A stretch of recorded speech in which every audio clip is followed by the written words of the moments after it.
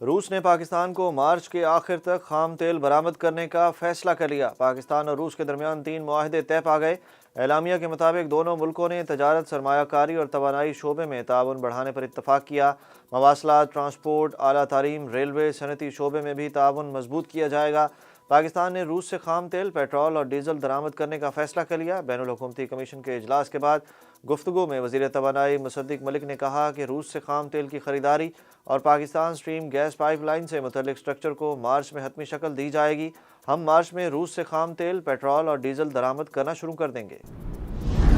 تحریک انصاف کے چیئرمین عمران خان کی حکومت پر پھر تنقید، بولے پی ڈی ایم سرکار فیل ہو چکی، 2 خاندانوں کی وجہ سے ملک ڈوب رہا ہے، کوئی بھی انہیں پیسے دینے کو تیار نہیں، اب تو سعودی عرب نے بھی انکار کر دیا، نامور ڈاکوؤں نے اپنے سارے کیسز معاف کرا لیے۔ ویڈیو لنک کے ذریعے وکلاء سے خطاب کرتے ہوئے عمران خان نے کہا کہ IMF اس وقت قرضہ دے گا جب ان کی شرائط مانی جائیں گی۔ پاکستان میں سری لنکا جیسی صورتحال زیادہ دور نہیں، حالات کی بہتری کا واحد راستہ صاف اور شفاف الیکشن ہے۔ سابق وزیر اعظم بولے، پہلے مشرف اور اب باجوہ نے NRO 2 دیا، ہم سب کو مل کر رول آف لاء کے لیے جدوجہد کرنا ہوگی۔ سب سے بڑی پارٹی کا ہیڈ ہوں، اپنی FIR درج نہیں کرا سکا، عام آدمی کے ساتھ کیا سلوک ہوگا۔ الیکشن کمیشن نے PTI کے مزید 35 ارکان کو ڈی نوٹیفائی کر دیا۔ PDM نے تحریک انصاف کو پھر سرپرائز دیا۔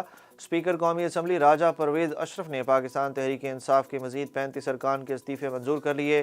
اندلیب عباس، ملیکہ بخاری، مخدوم خسرو بختیار کے استعفے بھی منظور۔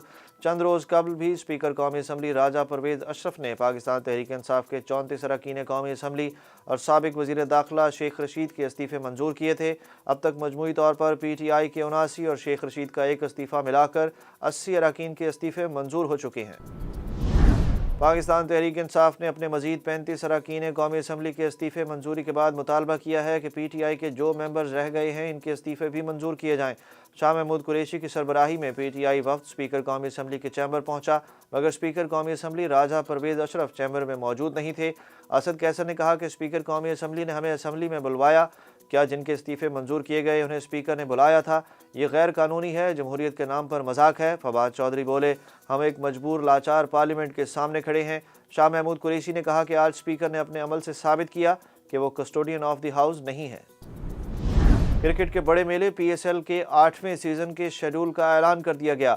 PCB مینجمنٹ کمیٹی کے چیئرمین نجم سیٹھی نے کہا کہ پاکستان سپر لیگ کی افتتاحی تقریب ملتان میں ہوگی۔ PSL کا آغاز 13 فروری سے ہوگا۔ میچز 2 مرحلوں میں ہوں گے۔ PSL میچز ملتان، کراچی، راولپنڈی اور لاہور میں ہوں گے۔ ویمن کے 3 نمائشی میچز ہوں گے۔ ویمن میچز میں غیر ملکی کھلاڑی بھی شامل ہوں گی۔ کوئٹہ میں میچز کے لیے وہاں کی انتظامیہ سے بھی بات ہوئی ہے۔ پاکستان سپر لیگ کا فائنل 19 مارچ کو قذافی اسٹیڈیم لاہور میں ہوگا۔ نجم سیٹھی نے دوستوں اور ارباب اختیار سے PSL کے فری ٹکٹس نہ مانگنے کی درخواست کر دی۔ وزیر خارجہ بلاول بھٹو زرداری نے ورلڈ اکنامکس فورم پر مسئلہ کشمیر بھی اٹھا دیا۔ بلاول بھٹو زرداری نے کہا کہ اقوام متحدہ کی قراردادیں کاغذ کے سوا کچھ نہیں ہیں، دنیا مسائل کے حل میں ناکام ہو گئی ہے، مسائل کے حل کے لیے دنیا کو باہمی تعاون سے چلنا ہوگا۔ وزیر خارجہ کا کہنا تھا کہ نیو ورلڈ آرڈر کی وجہ سے ترقی پذیر ممالک مشکلات کا شکار ہیں، ممالک کے درمیان ہر متنازع معاملہ اقوام متحدہ کی قرارداد کے مطابق حل ہونا چاہیے۔ وزیر خارجہ نے یوکرین کا مسئلہ مذاکرات کے ذریعے حل کرنے پر زور دیتے ہوئے کہا کہ روس اور یوکرین کو سفارتی اور بات چیت سے مسئلہ حل کرنا چاہیے۔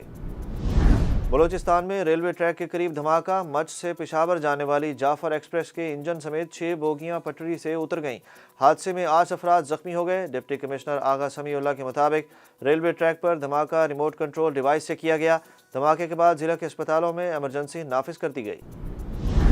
پنجاب کے ساتھ خیبر پختونخوا میں نگراں وزیر اعلیٰ کے معاملے پر ڈیڈ لاک تاحال برقرار۔ خیبر پختونخوا میں نگراں وزیر اعلیٰ کے تقرر کے سلسلے میں وزیر اعلیٰ محمود خان اور اپوزیشن لیڈر اکرم دورانی کے درمیان مشاورت کا آج آخری روز۔ اتفاق رائے نہ ہونے پر کل معاملہ پارلیمانی کمیٹی کے پاس چلا جائے گا۔ پہلے ہی اسپیکر مشتاق غنی نے کمیٹی کے قیام کا عندیہ دے دیا۔ اسلام آباد کی مقامی عدالت نے اداروں کے خلاف بغاوت پر اکسانے کے کیس میں PTI رہنما شہباز گل کے خلاف فرد جرم کی کارروائی ایک بار پھر مؤخر کر دی۔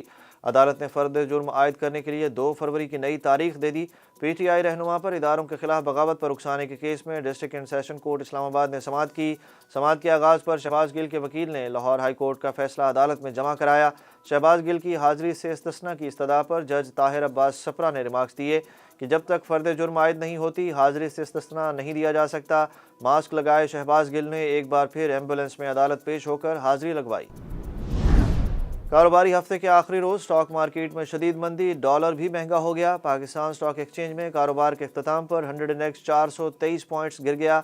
इंडेक्स 38,407 पॉइंट्स पर बंद हुआ। दूसरी जानिब इंटरबैंक में डॉलर की कीमत 52 पैसे बढ़कर 229 रुपये 67 पैसे हो गई। और कौमी टीम के कप्तान बाबर आजम के खिलाफ वीडियोस और ट्वीट्स के जरिए शुरू की जाने वाली मुहिम की हकीकत सामने आ गई। मुहिम का आगाज़ करने वाले ट्विटर सारिफ डॉक्टर नेमो यादेव ने माफ़ी मांग ली। पैरोडी अकाउंट के मुताबिक बाबर के खिलाफ ट्वीट्स का मकसद ये बताना था कि किस तरह एक गलत मालूमात तस्लीम शुदा हकीकत में तब्दील हो सकती है। डॉक्टर नेमो यादेव ने एक ट्वीट में बताया कि मेरे फॉलोअर्स मुझे और मेरी ट्वीट्स को जानते हैं और ये ट्वीट सिर्फ एक मजाक थी।